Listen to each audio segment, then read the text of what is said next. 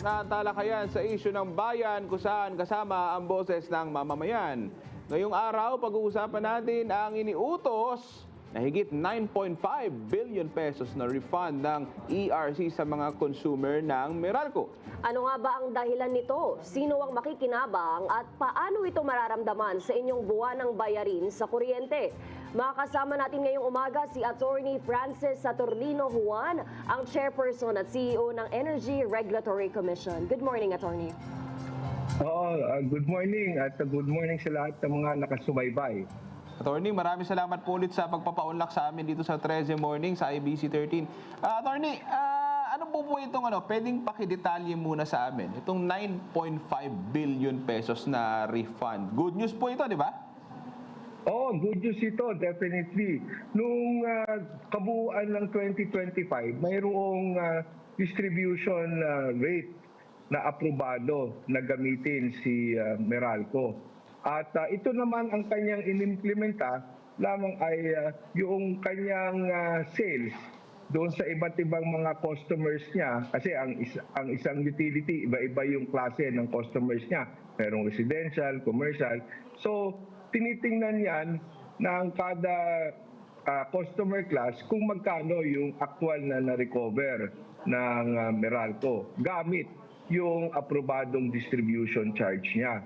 At lumalabas na mas malaki ang kanyang na-recover kasi mas malaki yung billing determinant o yung kilowatt hour sales para dito sa mga particular na customer classes.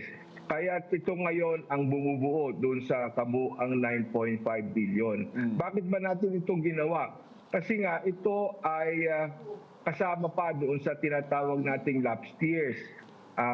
Nagkaroon kasi ng pagkakaantala yung dapat na pagre-reset ng singil ng Meralco. Mahigit isang dekada to.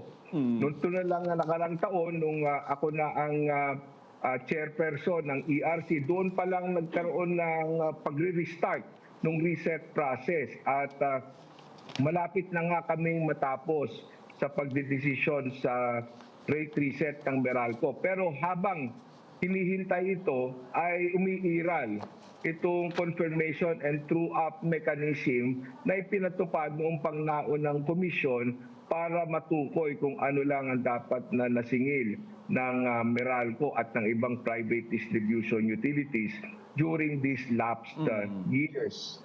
At ito na nga, meron tayong ipinasosoli na 9.5 billion sa Meralco. At ito ay on average 0.3448 centavos na reduction sa ating singil. Pero dahil nga per customer class ang basis nito, kung titingnan natin yung residential customers na siyang pinakamalaking bilang sa customers ng Meralco, mas mataas ang magiging refund rate. Ito ay aabot ng 0.5861 centavos. Okay. So malaki-laki yan dahil pinaiklian din ng komisyon yung recovery rate o yung refund rate ng 6 na buwan lang. Nang sa ganun ay talagang maramdaman naman yung pagbaba ng singil. Lalo na dito sa mga susunod na buwan na baka magkaroon pa ng matataas o heightened electricity rates dahil hindi pa rin natatapos yung kaguluhan sa Middle East. Okay. Chairman, kung kailan po ba itong mararamdaman ng mga consumer? Next month po ba? For example, example lang naman, ang bill ko kunwari sa kuryente nasa 5,000 pesos. Mga tansya nyo, mga magkano mababawas dyan sa bill ko sa kuryente? Ano lang naman, example lang Siyempre, senti mo yung on average, ang magiging net effect yan ay mga nasa 58, pero meron pang ibang mga adjustments. So, 50 sentimo, halimbawa 50 sentimo at kumonsumo ka ng 200 kilowatt hours, ang aabot na kabawasan sa singil mo ay nasa 101 pesos. So, yun yung basihan natin, yung rate na refund, imumultiply yan sa total na konsumo mo. Siyempre, this assumes na wala ng ibang panggalaw doon sa mga iba pang components ng current na bill. Dahil buwan-buwan nga naman, meron din mga adjustments. So, Basta ang net effect ng ating kautusan ay may kabawasan na kung ikaw ay 200 kilowatt hours ang konsumo, mga nasa mahigit 100. Okay. Attorney, sa usaping accountability naman po, may dapat po bang managot dahil sa sobrang singil sa kuryente?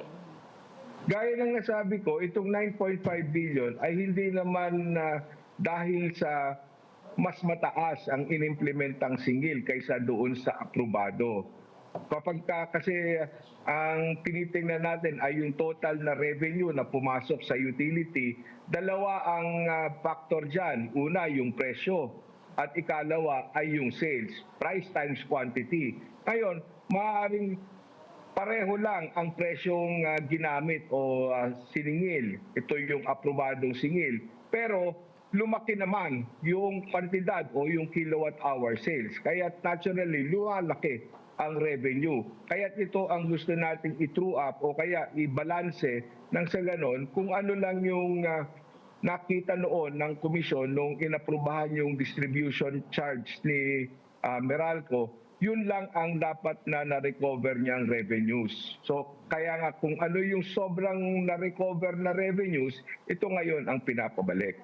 Chairman, after 1 week pa lamang, no, nung sonan ni Pangulong Marcos, talagang may nangyari na. Masasabi ba natin talagang nakatulong itong pronouncement po ng Pangulo sa kanyang sona?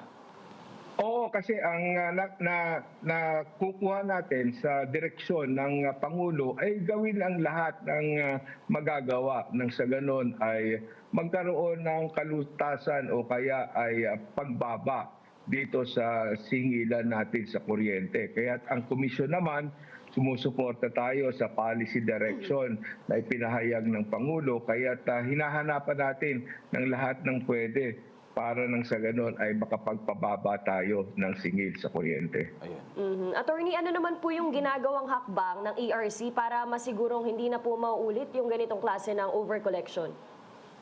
Ang komisyon ngayon ay malapit na magdesisyon doon sa rate reset application ng Meralco.